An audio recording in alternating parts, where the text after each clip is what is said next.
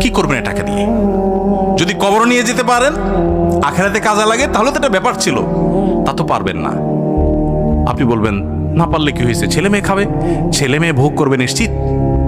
বহু মানুষ সম্পদ রেখে চলে গেছে, তার ছেলেমেয়েরা ভোগ করতে পারে নাই, হাতে বুতে অন্য মানুষ খেয়ে ফেলছে, আছে না নাই? সবচেয়ে বড় হতভাগাকে জানেন? আল্লাহর জমিনে সবচেয়ে বড় দুর্ভাগা, সবচেয়ে বড় বেয়াকুব এবং নির্বোধ মানুষ হলো সে, যে যাদের জন্য চুরি করবে তারাও সে দায় নিবে না। কিয়ামতের দিন ছেলে আয়সা বলবে না, আব্বা চুরিদারি ডাকাতি 2 নম্বরই যা করছেন, ঘুষ সুদ যা খাইছেন, আমাদের জন্যই তো খাইছেন, আল্লাহ আমার আব্বারা জাহান্নামে দিয়ে না, আমাদের নিয়ে যান। বলবে না ভাই, কোরআন বলেছে ইয়াউমা ইয়াফিরুল মারউ মিন আখিহি ওয়া উম্মিহি ওয়া আবিহি ওয়া সাহিবাতিহি ওয়া বানি। সন্তান বাপকে দেখে মাকে দেখে পালাবে, যে না জানি আজকে কোনো কিছুর জন্য ধরে। সবাই ইয়া নাফসি করবে। যাদের জন্য চুরি করবেন ওরাও দায় নিবে না। আপনার মতো নির্বোধ কে হতে পারে?